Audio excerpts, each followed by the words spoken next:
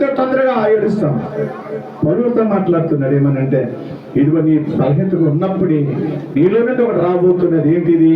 పరిపూర్ణమైన ఉన్న శక్తి. ఓమే, పరిపూర్ణమైన ఆరోగ్యం, శక్తి, బలం వస్తుంది. గ్రహించాలి అంటే అది వచ్చిన వెంటనే ఏం చేయాలి? మనం అంటాం ప్రార్థన చేయాలి. ఎక్కువ హాస్పిటల్ మీద ఆధారపడకూడదు. జనాంగమా వినండి మీరు. అంటే నాకు రాదంటే వస్తుంది. మ్యాక్సిమం నాకు తెలియదు, ఇంతవరకు నాకు జ్వరం తెలియదు, వస్తుందేమో నాకు తెలియదు. తెలుసా?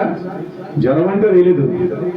ఎప్పుడో నేను 98 అనుకుంటా, 98లో ఒకసారి వచ్చి బైబిల్ కళాశాలకు వెళ్తున్నాను. రోగం తెలియదు. ఇప్పుడు నాకు రాదని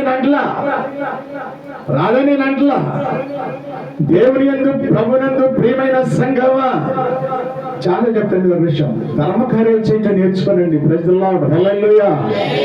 దేవునికి ధర్మ కార్యాలు చేసి అంటే దేవుడు చేసి ఎవరు చేసినట్టంట?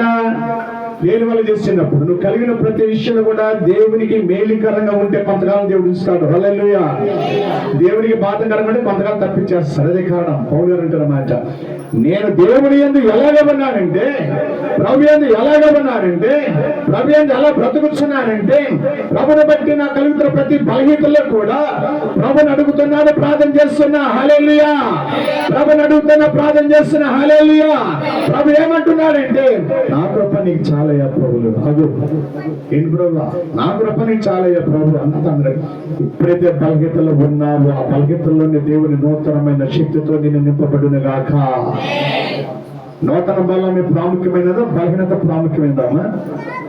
బలహీనత ఉంటానే పోతుంది. అందులోనే నీకు శక్తి ఇస్తాడు దేవుడు. శక్తిని బట్టి నువ్వు ప్రతి ఒక్కటి చేయగలవు. అందుకోసం పుస్తకం చక్కగా మాట్లాడుతున్నాడు. ప్రభునందు ప్రియమైన సంగమా, బలహీనతలు అందే ఏ సంతోషం అంట? బహు సంతోషం. సంతోషం వేరు, బహు సంతోషం వేరు. దానికి ఆనందము పట్టలేనంత ఆనందం కలిగి ఉంటుంది. అలా మనం కలిగిన వారిగా ఉందాం. అందుకోసం ప్రభుయందు ప్రియమైన సంగమా మనం చదవడం, యెహోవా కృపయందు ఘనత మనకు అనుగ్రహించేవాడిగా ఉన్నాడు. ఈ పౌరులు నాకు చేసుకుంటున్నాం.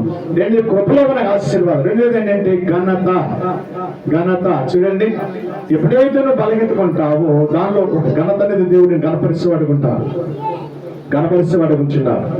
రెండో అంశం ఏంటంటే ఘనత కలిగిన వారు అనుకుంటున్నాం. యోహాను సువార్త 12వ అధ్యాయం 20వ వచనం చదువుకుందాం. యోహాను సువార్త 12వ అధ్యాయం 20వ వచనం చదువుకుందాం. నీ జనులైన ఇశ్రాయేలు ప్రజలను శత్రుమోకలు తరుముచుండగా, నీ జనులైన